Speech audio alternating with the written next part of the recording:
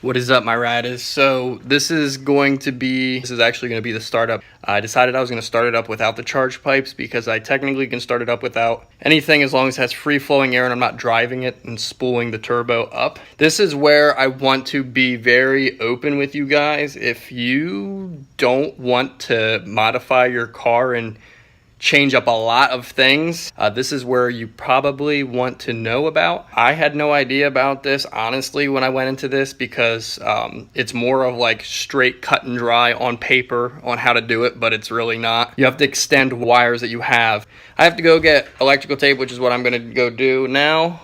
It's a pain in the ass to get off, and I've been working on this for 30 minutes now because I wanted to start it up for you guys, and I've been thinking about it for so long, and I'm gonna show you guys what I mean. So these wires sat in with this assembly that goes into this coil packs.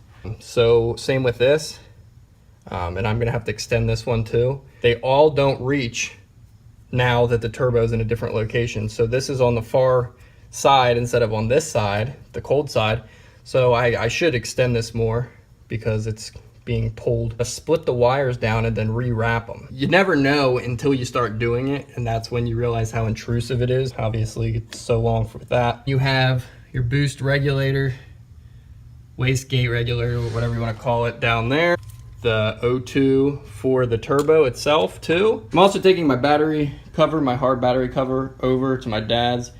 I have to use his angle grinder to cut it because I was just informed yesterday that the charge pipes usually don't work with the stock. The stock battery tray is usually too big. Not gonna get rid of my battery, obviously. Fit the charge pipes for when they come Monday, but today is gonna be the startup. But this is also a rude awakening for me. All right, guys, don't even get me started on how hard it was to get these couplers off the charge pipe, but you have to remove them from the little sensor, which is a T20. And I finally got a T20 bit for this. So also my dad helped me out with shaving the side of the battery down just to make sure that these charge pipes fit 100%. And essentially then we just go down the checklist, especially with the coolant and getting the downpipe on, and it should be ready to start today.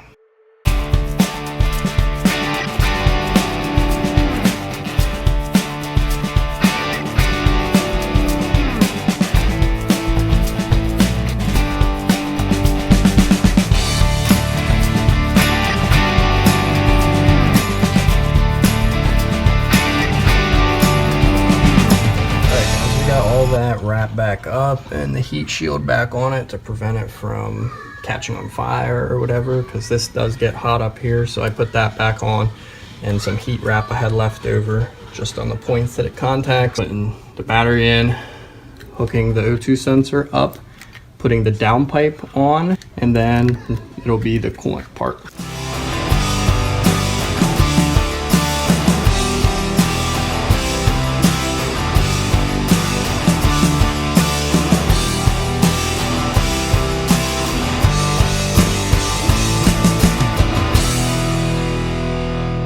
Waiting for the charge pipes, like I said.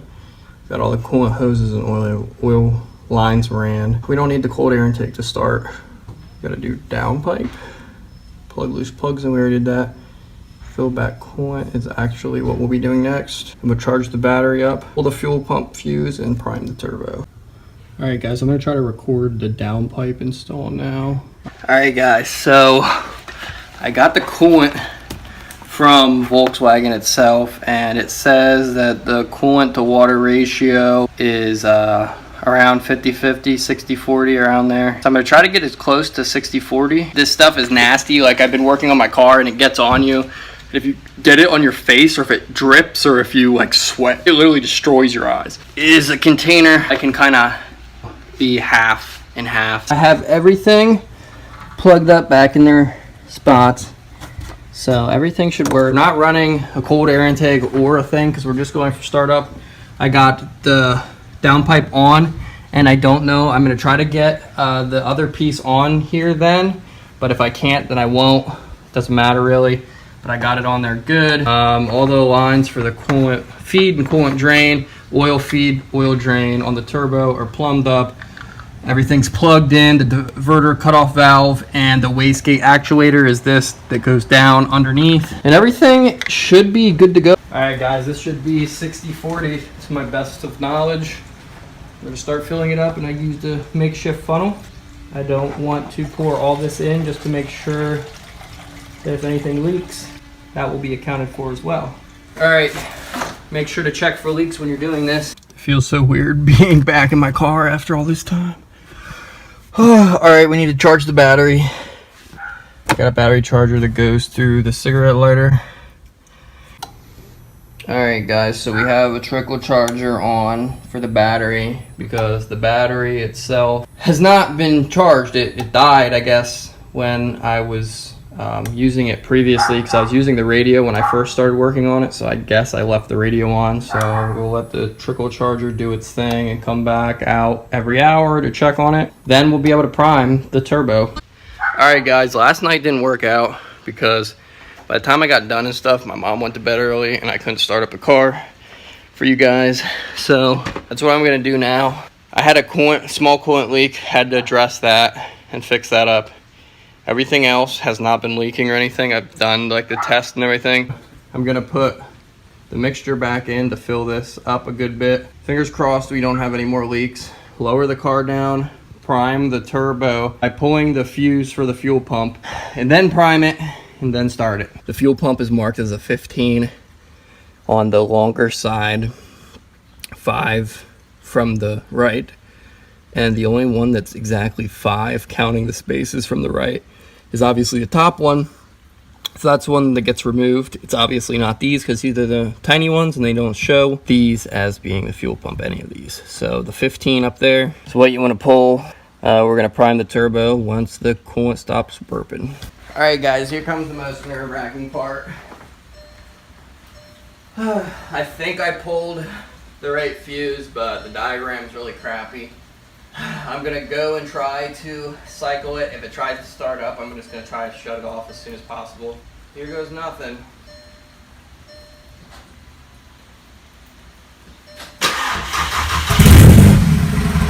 It shouldn't be starting, guys. Alright guys, I'm gonna diagnose which one's which. Fuses go, because the fuse diagram obviously is not correct in the slightest. And it's impossible to find one online.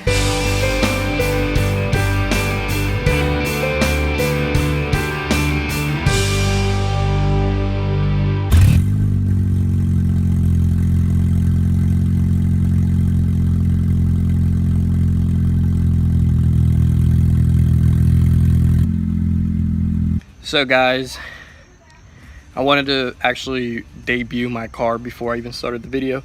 But today is going to be the last day.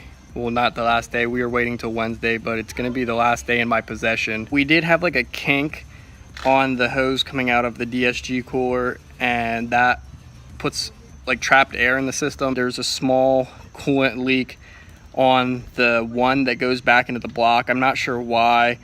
The old one I had to switch out because the original part was plastic, and it's not made to be plastic for my block. They cheap out, I guess, because it's cheaper to make the part out of plastic for the MK6 GTI, but of course the MK6 GLI, it's not compatible for the block. It was just leaking like crazy. I got a metal one in that's sealed, but it still has a small leak on it for a month.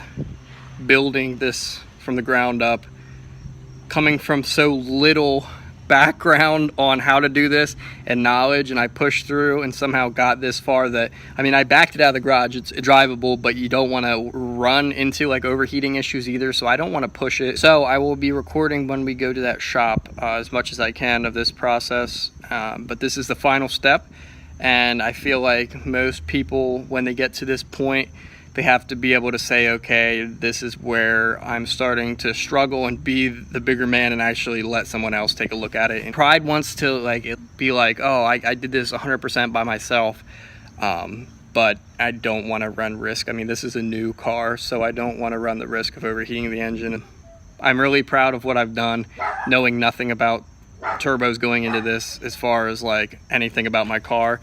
to the point of it being able to be driven and show it and see it in front of me. But this is not going to be the exhaust reveal. I'm going to get a proper exhaust and then do like a crazy reveal, because it sounds like garbage if you guys heard start it up. It's just open downpipe. So I hope you guys enjoy. Wanted to keep you guys tuned in and just everything that's going on, but it's running now. So we're at the last stage of before we tune it up. I love you guys. Make sure to be happy, stress less. I'll see you in the next one. As always.